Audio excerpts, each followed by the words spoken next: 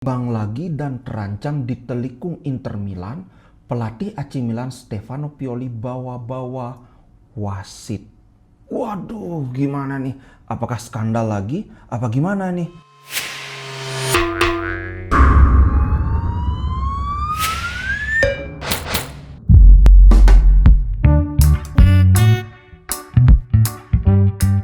Ternyata saya bilang ke wasit, tidak ada gunanya memberitahu kami bahwa dia hendak mempercepat permainan ketika ada begitu banyak penghentian, begitu banyak membuang waktu. Saya jengkel tapi tidak kehilangan respek. Tutur Pioli. Oh, ternyata wasitnya dibilang buang-buang waktu, kayak mengulur-ngulur waktu gitu. Oh ya, iyain aja. Oke, namanya juga lagi kecewa. Kita juga kalau lagi kecewa pasti aneh-aneh kan yang keluar omongan. Halo Sobat Ngomin, apa kabar? Kembali berjumpa di Ngomin. Wih, gila, ini bener banget apa yang dibilang sama Gilardino. Kalian ada yang ingat Gilardino enggak? Ininya strikernya dulu main di Parma, kemudian di AC Milan. Ini adalah title Serie A paling seru. Gila. Jadi kalau kita lihat di table, oh ya mungkin ada yang belum tahu tapi AC Milan seri lawan Torino, kemudian Napoli kalah lawan Fiorentina. Gila bener. Ini standingnya sekarang adalah nomor 1 itu AC Milan, nomor 2 Inter, nomor 3 Napoli. Selisih poinnya itu Milan 68, Inter 66, Napoli 66. Jadi dengan fakta bahwa Inter masih punya satu tabungan pertandingan lawan Bolonya, wih gila ini. Walaupun di atas kertas Inter Milan kayaknya sih menang lawan Bolonya, tapi siapa tahu kan, namanya di lapangan siapa tahu gitu loh. Buktinya Napoli kalah lawan Fiorentina, padahal Napoli itu adalah salah satu di antara 4 klub Serie A dengan skuad termahal. Oh ya, mumpung ini kita bahas ini, aku baru baca di Serie A 4 klub dengan skuad termahal itu pertama Juventus dengan nilai total skuad mereka 540 juta euro. Itu kalau dirupiahin sekitar 8,5 triliun. Gila, 8,5 triliun, Pak. Kemudian yang kedua Napoli. Napoli itu nilai ininya 306,1 juta euro atau 4,8 triliun. Yang ketiga, ternyata tahu nggak yang ketiga siapa? AS Roma. Aku nggak nyangka, bro. Ternyata AS Roma ini memang si Jose Mourinho ini memang kalau dia ngelatih itu tuntutannya banyak. Jadi AS Roma itu nilai skuadnya 283,4 juta euro. Yang paling mahal pemain mereka itu Tammy Abraham, dan Tammy Abraham memang perform bagus banget. Jadi pembelian yang sangat tepat. Kemudian yang keempat itu terakhir AC Milan. Skuad mereka nilainya 233,52 juta euro atau 3,7 triliun. Inzaghi gimana? Inter Milan nggak masuk. Nggak masuk 4 besar. Nah ini juga makanya buat kawan-kawan yang teriak-teriak Inzaghi out. Hello, lihat skuad yang dimiliki Inzaghi, skuad yang benar-benar tambal sulam. Tapi lihat apa yang bisa dilakukan Inzaghi dengan skuad itu. Walaupun memang ada beberapa keputusan Inzaghi yang agak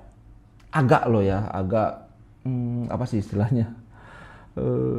Meragukan atau patut dipertanyakan. Contohnya ya kemarin aku sudah bahas bahwa aku senang gimana lawan Verona itu ketika sudah kita menang 2-0, pemain-pemain inti itu pada ditarik supaya dapat istirahat. Aku suka yang kayak gini. Kalau sebelumnya kan benar-benar dipush kerja keras sebagai kuda, pokoknya kan selalu kalau tiga misalnya gelandang tengah tiga itu Brozo, Barella, Hakan kan selalu main kalau nggak ada yang cedera. 3 back belakang Bastoni, Skriniar, De Vrij juga selalu main. Jadi sekarang sudah tambah ada variasi lah, sudah mulai bisa menghitung-hitung, menyimpan tenaga. Mantap. Kemudian kembali ke ngomongin Serie A table, Inter kan masih punya tabungan satu pertandingan. Berarti kalau Inter menang, maka nilai Inter itu adalah 66 tambah 3 ya 69, unggul satu angka di atas Milan. Jadi ya kembali lagi, kalau kemarin aku bilang tidak ada yang favorit, saat ini aku pun masih berpendapat tidak ada yang favorit, tapi mulai ragu-ragu nih, kayaknya Inter favorit nih. Tapi aku nggak mau bilang Inter favorit karena apa? Ini seperti yang dibilang sama Pioli juga. Selama 3 minggu atau berapa sebulan terakhir, setiap tim yang dibilang favorit Scudetto itu selalu tergelincir. Jadi mending nggak usah bilang Inter favorit kan. Takutnya pamali bro, kayak istilahnya bahasa Inggris itu jinx. Tapi bener sih, gila ini pertandingan ketat banget, cuma selisih 2 poin. Kemudian peringkat 2 dan peringkat 3 itu nilainya sama. Oh ya, satu lagi guys. Ini aku kemarin udah posting di Instagram. Kalau lihat table Serie A, siapa tim yang paling produktif mencetak gol? Inter Milan. Siapa tim yang paling sedikit kebobolan? Inter Milan juga. Itu artinya apa? Artinya sektor serangan kita paling ganas di Serie A. Pertahanan kita paling ganas juga di Serie A guys. Wih gila. Tapi ironisnya kita tim yang paling produktif, tapi kayaknya di antara 3 besar ini sektor striker kita yang paling ini, paling apa ya, paling mandul gitu. Cuma mandulnya ini kan baru belakangan aja, sedangkan ini koleksi kita mencetak 65 gol itu paling subur di Serie A. Ini kan sudah dari awal musim ngitungnya gitu bro. Jadi ya tetap kita mesti berbangga, 65 gol itu bukan catatan yang gampang dibikin, apalagi dengan striker yang satu, Dzeko, yang udah aki-aki, yang banyak banget ngebully, yang kadang-kadang aku kesel juga, ini gimana sih kok Dzeko dibully terus. Tapi kenyataannya kontribusi Dzeko itu besar banget di Inter. Aku ngomong bukan sekedar ngomong, bukan karena aku fansnya Dzeko, bukan karena aku suka makan donat Dzeko. Oh itu lain itu. Maksudnya adalah gini, kita bicara data bro. Tahu nggak siapa pemain Inter yang memiliki direct contribution to goal? Direct contribution to goal itu artinya ngitung gol dan ngitung assist. Jadi 2 faktor itu yang diperhitungkan. Siapa yang paling banyak direct contributionnya? Dzeko bro. Ini bukan aku asal-asal ngomong. Lihat ini. Yang pertama kita lihat 4 besarnya ada Barella. Dia ada 3 gol, ada 10, iya betul, 3 gol, 10 assist. Total 13. Kemudian Lautaro Martinez 14 gol, dia top scorer Inter sementara, 2 assist. Total berapa? 16. Kemudian Hakan Calhanoglu 7 gol, 9 assist. Total berapa? 16.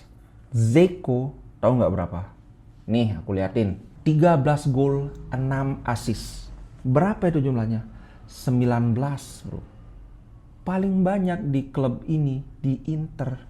Nggak ada pemain lain yang punya kontribusi gol, direct contribution, sebanyak Dzeko. Jadi tolong kawan-kawan yang Dzeko out, waduh nggak bisa lari, nggak bisa ini, nggak bisa itu. Data berkata lain. Karena iya, memang kebanyakan, sorry ya, bukan maksudnya menyinggung, mungkin banyak orang yang tidak terlalu paham bola, tidak paham bagaimana sepak bola itu dimainkan dari segi teknik dan strategi, dari segi taktik dan strategi, sorry. Jadi dia nggak bisa ngelihat kenapa Dzeko ini adalah salah satu komponen yang sangat penting di timnya Inzaghi. Jadi kalau ini sudah sering sih aku sebut sebenarnya. Kalau dijelaskan lagi kan mubazir ya. Cuma ya sekarang data aja kita lihat. Kalau kita lihat kemarin lawan Verona juga, aku lihat di live-nya si Bro Gita itu banyak, wah apain Dzeko nggak bisa lari, wah kalah duel mulu.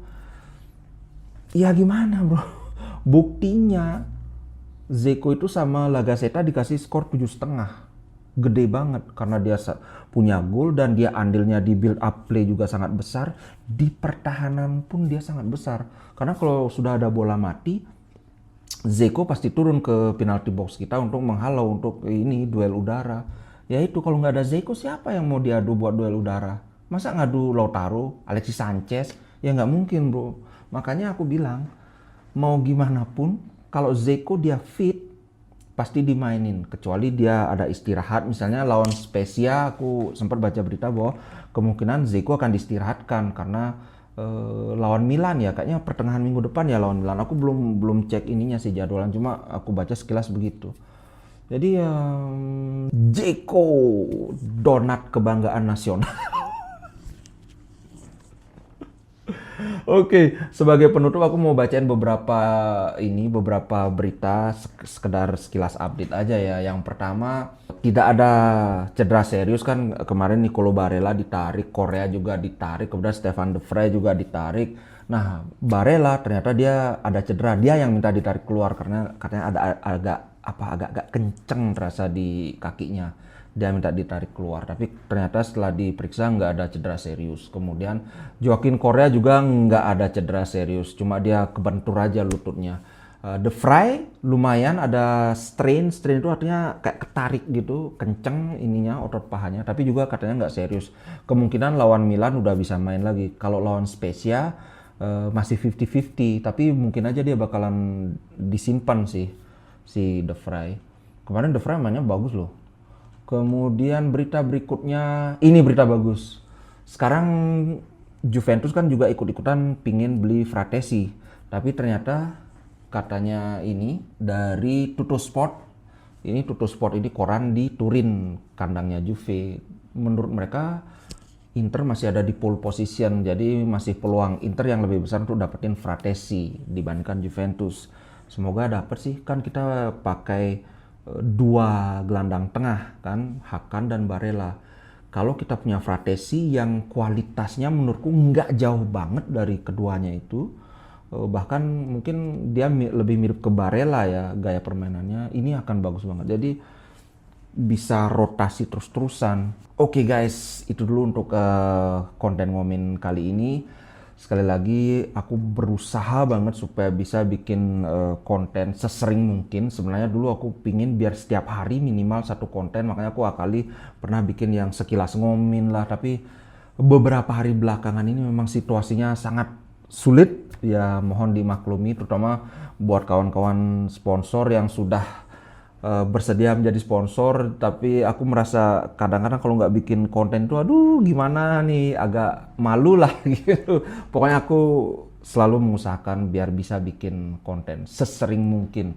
Kalau untuk bikin konten tiap hari kayaknya susah, tapi minimal seminggu itu bisalah 5 kali gitu. Kecuali tempo hari kan itu benar-benar kok jadi curcol. Oke guys, terima kasih buat kalian yang sudah bergabung di Ngomin.